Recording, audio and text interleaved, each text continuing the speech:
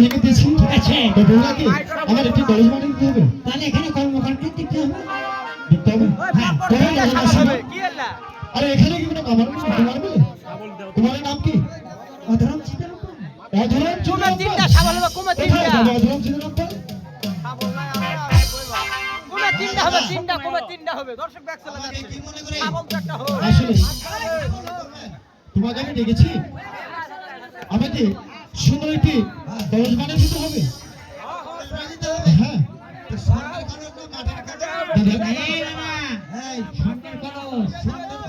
হ্যাঁ। এটা না, কত ভরি? দাদা কলেজটা হবে আসলে এই সাইড। জি আরে 16 ভরি।